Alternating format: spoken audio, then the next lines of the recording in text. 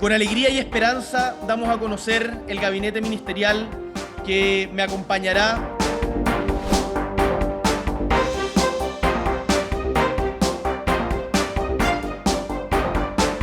comprometidos con la agenda de cambios que el país necesita y con la capacidad de sumar miradas, distintas perspectivas y nuevas visiones.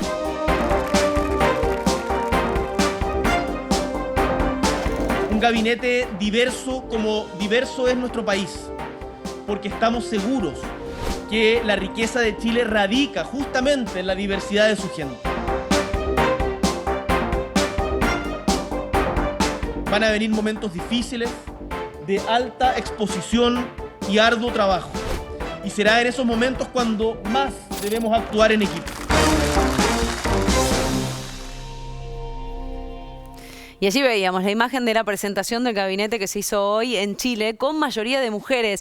Y cuando arrancábamos esta edición mencionábamos, ojalá que algún día no tengamos que nombrar como noticia que haya mayoría de mujeres en un gabinete, pero lamentablemente por cómo está dada la situación y que haya que batallar tanto por la igualdad de género, contamos esta gran noticia para el rubro femenino si querés, pero en general para lo que son los gobiernos de Latinoamérica. Estamos con Leticia Martínez, ella es periodista internacional, para que nos cuente qué fue y la importancia que tuvo la presentación que se hizo en el gobierno de Boric esta mañana. ¿Cómo estás, Leticia? Muy bien, así es. Por un lado, llama la atención porque son 24 ministerios, de los cuales 14 van a ser mujeres quienes van a liderar estos ministerios. Hay que decir que en Chile no es la primera vez que es un gobierno o un gabinete paritario. Ya lo había hecho Michelle Bachelet en su momento, en su primer gestión, de hecho. Pero bueno, quizás lo que sorprende acá es que, como lo dijo incluso el presidente electo Gabriel Boric, van a ser más mujeres que hombres. Y no solo eso, sino que alguna de las cuestiones que se suele criticar es que muchas veces las mujeres ocupan algunos ministerios, ¿no? Los ministerios relacionados, bueno, por supuesto, el de la mujer o el de la familia y demás.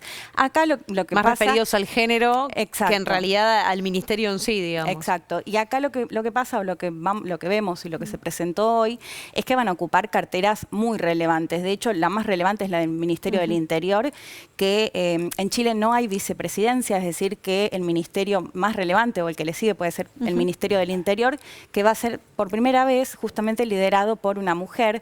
Va a ser liderado por, te cuento un poco, ella es Isquia Siches. Ella es interesante el caso porque ella no era parte de la campaña de Gabriel Boric. Ella se sumó después de la primera vuelta, cuando pasó justamente a la segunda vuelta el presidente electo. Y recordemos, porque por ella se olvidó un poco, José Antonio Kast, ese candidato de ultraderecha que hablaba de cerrar incluso el Ministerio de la Mujer. Y en ese momento ella, que era la presidenta del Colegio de Médicos, da un discurso que emocionó bastante, diciendo: miré a mi hija a los ojos y supe lo que tenía que hacer, dejo el Colegio de Médicos, que hay que decir, ella contaba, de hecho la situaban como una posible candidata. De hecho se habla ahora como una posible presidenta a futuro de Isquia Siches. Cuando termine esta presidencia. Esta presidencia, porque en plena pandemia, bueno, ella ocupó un rol central. Y es interesante porque se sumó en plena campaña con muchísima popularidad y, bueno, va a ser la primera ministra del Interior.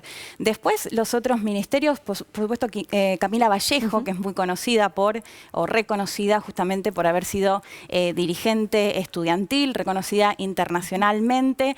El caso de ella también es interesante porque ella viene del Partido Comunista, que es el partido con el cual se hizo justamente la coalición, ¿no?, de Gabriel Boric, y había mucha especulación porque sabemos que el comunismo, el Partido Comunista suele generar ese cuco de, bueno, van a venir a expropiar, se viene la revolución y demás. Hay al menos 3 ministerios que van a estar a cargo, liderados por miembros del Partido Comunista.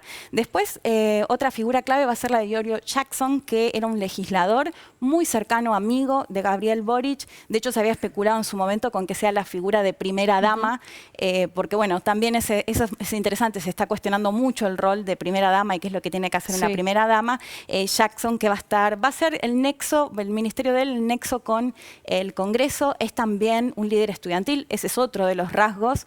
Tienen un promedio de 49 años de edad, todos los 24 ministros y ministras, y muchos de ellos menores de 40, y por otro lado muchos de ellos fueron parte de las movilizaciones estudiantiles, sobre todo de 2011, que pedían, entre otras cosas, la gratuidad del estudio, así que eso también es un dato relevante de quienes van a formar el gabinete o el gobierno de Gabriel Boric.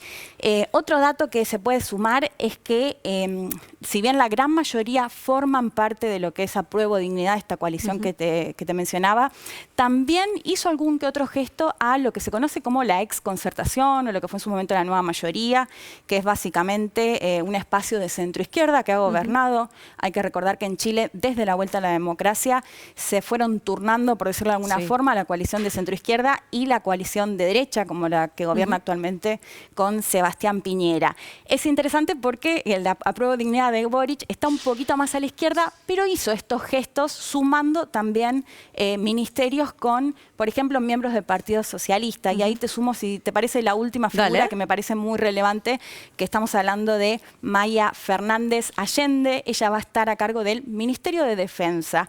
Y es un rol muy central porque, como lo dice su apellido, Allende, ella es la nieta de Salvador Allende. Ella, bueno, diputada, viene, digamos, de la política desde hace años. Tiene una carrera política, digamos. Tiene una carrera política, fue presidente del Congreso de Diputados, y además es interesante el caso de ella porque, si bien el Partido Socialista había presentado otra candidata en su momento, ella desde un principio se separó y anunció que iba a apoyar a Boric. Y ahora Boric, bueno, le da este Ministerio de Defensa, es decir, que la nieta de Salvador Allende va a quedar a cargo de las Fuerzas Armadas que en algún momento derrocaron a su abuelo, ¿no? Así que eso también es un rasgo simbólico, si se quiere, de esta elección de este gabinete que va a Y no solamente desde el marzo. apellido, sino desde lo que decías recién. Siempre se escucha hablar de mujeres a cargo de ministerios que estén más relacionados con una cuestión de género y no tanto con otros, ni que hablar del de defensa. ¿Sí? Casi que es como un tabú pensar una mujer a cargo de un Ministerio de Defensa. Totalmente. De hecho, ver, por ejemplo, a la ministra de Justicia hoy también, que apareció con el pañuelo verde, que eso también se espera que sea uno de los grandes temas, porque, bueno, son una coalición de jóvenes, jóvenes progresistas. Y es esto que decía, ¿no? Latinoamérica, el mundo en general, pero Sudamérica y Latinoamérica, con esa conquista de derechos que hace rato las mujeres vienen pidiendo en la calle. Sí, totalmente. Y otro rasgo que sumaría, que me parece que lo definió bastante bien el presidente electo en su discurso, primero que eligió el lugar donde que se ve el parque, el Museo Histórico de Historia, que se ve ahí, haciendo referencia, de hecho la mencionó varias veces, a Violeta Parra, que le ha dedicado canciones, también algo simbólico. Boric es un candidato que en sus discursos habla incluso de, o ha mencionado varias veces, a Salvador Allende, eso más como una cuestión, si se quiere, cultural. Pero lo que planteaba justamente al decir o hablar de la elección de ese parque, de hablar de cierta diversidad, y que ese gabinete fue seleccionado en ese sentido. Planteando otra cuestión que también es muy relevante, Gabriel Boric nació en Punta Arenas, en el sur de Chile, y es parte de su discurso desde que es legislador, planteando de la necesidad de federalizar a Chile, ¿no? De escuchar las voces del norte, del sur,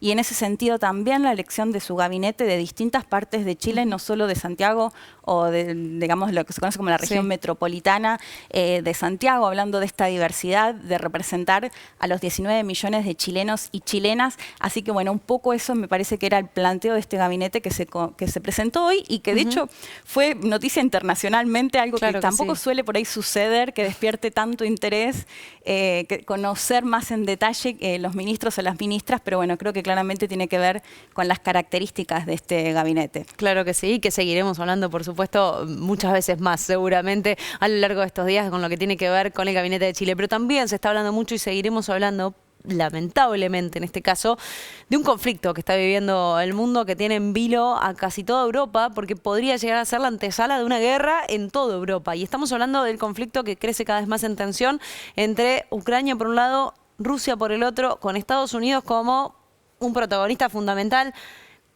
Primero, ¿en qué situación está hoy ese conflicto? Hoy se reunieron los dos cancilleres, el canciller de Estados Unidos, secretario de Estado, Antony Blinken, y el canciller de Rusia, Sergei Lavrov.